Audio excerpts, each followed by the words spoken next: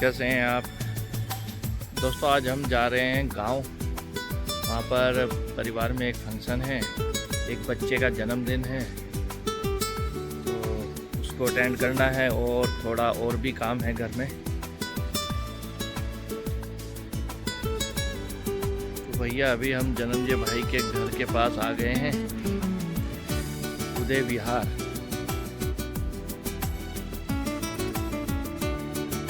और ये अपनी जोंगा नहा धो के रेडी है।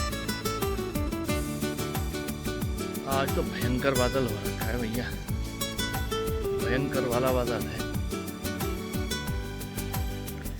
कल तो चल गया था काम, कल भी बादल कभी बहुत आ रही थी, लेंटर भी पड़ गया था और कल बरसात भी नहीं हुई, ना रात में बरसात हुई अभी तक तो हुई नहीं। बादल तो भयंकर है लेकिन बरसात नहीं हुई है अभी भी। अब तो बरसात हो भी जाए कोई ऐसा वो नहीं है, लेकिन हमारे लिए तो चलो यहाँ कोई नहीं, हमारा लेंटर पड़ गया, लेकिन अभी सभी किसान भाइयों के लिए तो बड़ी दिक्कत हो जाएगी। अगर अब बारिश हुई तो अभी गेहूं की फसल बिल्कुल पकी हुई है और कटाई लगनी है 10-15 दिन में। अप्रैल के महीने में अमूमन मार्च के लास्ट और अप्रैल में कटाई लगी जाती है गेहूं की। अगर बारिश हुई और हवा चल गई तो गेहूं की फसल बर्बाद हो सकती है। तो इसलिए अपनी तो भगवान से यही प्रार्थना है कि किसान भाइयों का नुकसान ना हो। तो क्योंकि ऐसे ही विश्व में अशांति चल रही है और अगर खाद्य पदार्थ की कुछ और दैवीय आपदा आ जाए तो और दिक्कत हो जाएगी। सभी का अपना अपना व्यवसाय है, तो अभी किसान भाइयों के लिए तो बड़ी दिक्कत हो जाएगी अगर बरसात हो गई। और होता ही है यार, पकी फसल और अचानक मौसम ने ऐसी करवट ले ली है। अब देखते हैं बरसात होगी कि नहीं होगी। बादल तो है, भगवान करे ना हो तो अच्छा ही है। ये ऐसा समय है कि मेहनत मजदूरी करने वाला जो एक गरीब मजदूर तबके का भी आदमी है, वो भी सोचता है कि ये एक समय होता है जब वो गेहूं की कटाई करके या और तरीके से मेहनत करके अपने बाल बच्चों के लिए पूरे साल का अनाज जुटा ले। और अगर ऐसे में फसल ही बर्बाद हो जाएगी तो बहुत बड़ी दिक्कत होती है। हे प्रभु, किसी के साथ ऐसा अन्याय मत करना।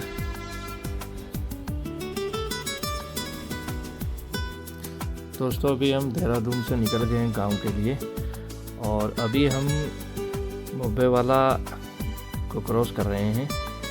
और दोस्तों हम जब कभी भी मोहन वाले रास्ते से इधर से हम गांव के लिए जाते हैं तो अपना ये है कि हम डांट काली माता के मंदिर पर रुकते हैं और वहाँ उनके माता रानी के दर्शन करके तब आगे निकलते हैं।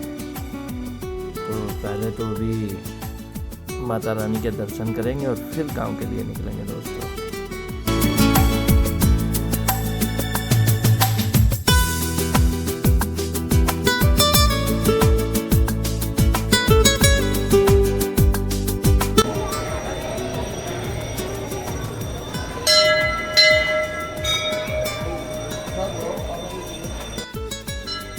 जय माता दी।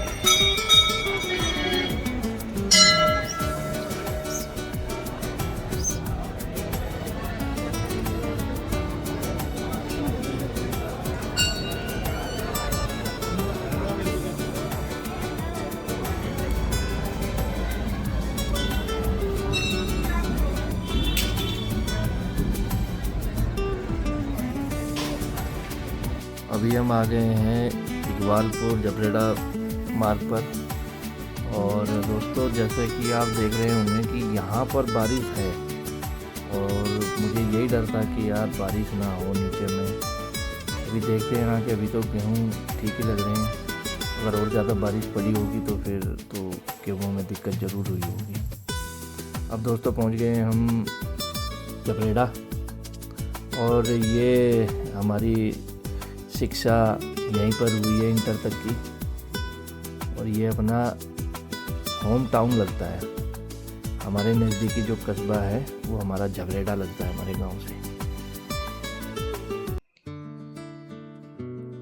और दोस्तों गैस की किल्लत कहीं भी हो, लेकिन गांव में टेंशन नहीं है। देख रहे हो आप साइड पे, हमारे यहाँ इनके गोस्से बोलते हैं, गोबर के ना, कहीं पे इनको गोबर के उपले भी बोलते हैं, कहीं कंडे भी बोलते हैं। तो हमारे यहाँ ये गांव में टेंशन फ्री चीज़ है। गैस की कितनी भी किल्लत हो, गांव वालों को टेंशन नहीं है गैस की, अपना गोस्से से काम चलाते हैं। ये अपनी चरखी है, यहाँ पर गुड़ बनता है, गन्ने पड़े हुए हैं। गांव का जीवन अलग ही है, बहुत सुकून भरा और शांति भरा वातावरण शुद्ध। अरे बाप रे, ये देखे दोस्तों, यही मुझे डर था। अब ये गेहूं की फसल देख रहे हो आप, बिल्कुल ऐसे बिछोने की तरह बिछ गई है। अब जो ज़मीन पे गिर गई उसमें से दाना नहीं बन पाता। अब भगवान जी बस, क्या ऐसे ही दुनिया में कष्टाई चल रही है, कहीं युद्ध हो रहे हैं, कहीं कुछ हो रहे हैं। और ये किसान इतनी मेहनत करता है, उसके लिए बड़े दुख की बात है उसकी फसल अगर ऐसे बर्बाद हो जाए। ये अपने गांव की रोड है दोस्तों, देखिए यहाँ पर गन्ने की फसल की बुआई चल रही है, और आदमी इस तरीके से बैल और बुग्गी का इस्तेमाल करता है गांव में खेती करने के लिए। ये पशुओं का चारा रख रखा है देखिए, और ये अपना गांव आ गया है दोस्तों। गांव में जब भी आते हैं सुकून बहुत मिलता है, शुद्ध हवा। यहाँ पर सब अपना गाय भैंसे पालते हैं, तो दूध, दही, घी, पनीर सब घर का होता है, कुछ भी खरीदने की ज़रूरत नहीं होती।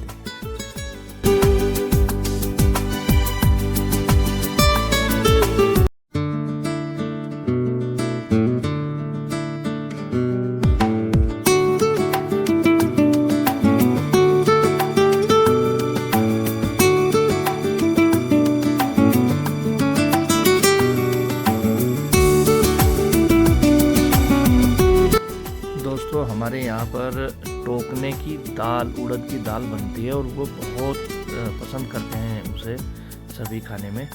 तो मैं आज आपको गांव में उसकी मेकिंग दिखाता हूँ कैसे बनती है। ये देखिए, ये हमारे बड़े भाई हैं, और ये जो टोकना आपको दिखाई दे रहा है इसमें दाल बन के रेडी है, लेकिन दाल में अब तड़का लगेगा।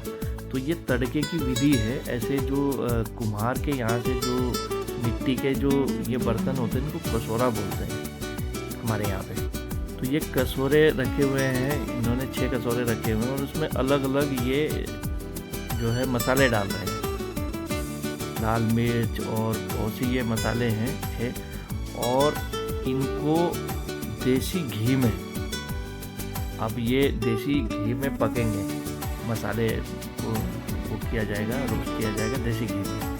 और उसके बाद में ये बर्तन सहित ऐसे ही ये जो मिट्टी के बर्तन हैं जिनमें ये मसाले पक रहे हैं, ये उस टोकने में डाले जाएंगे, तब इसको दाल को तड़का लगेगा। बहुत ही बेहतरीन दाल होती है ये। अगर आप इधर हमारे गांव के साइड कभी आते हैं तो, और कहीं पे ये दाल मिलती है, तो इसके सामने सब चीज़ें फैल हैं, ये इतनी स्वादिष्ट होती है।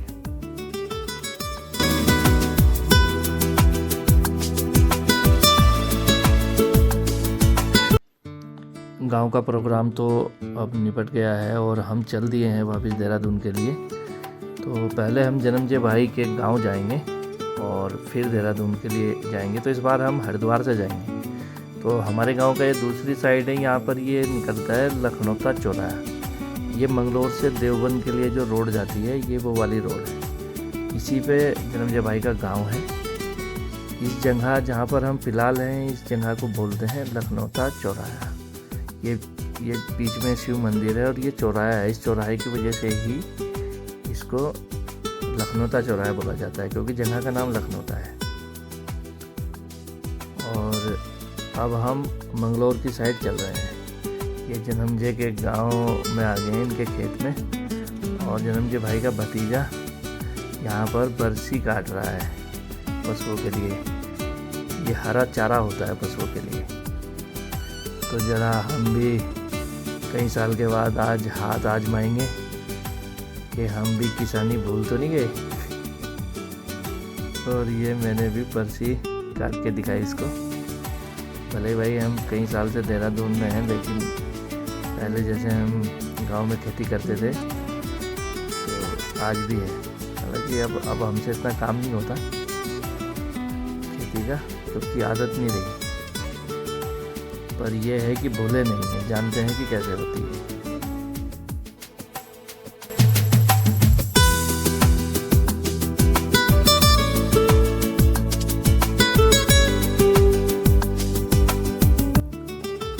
चल दिए देहरादून के लिए वापस जन्मजे भाई के गांव से।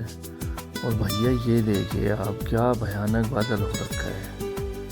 अगर ये ऐसे बरसता रहा तो ये तो फसल बर्बाद कर देगा।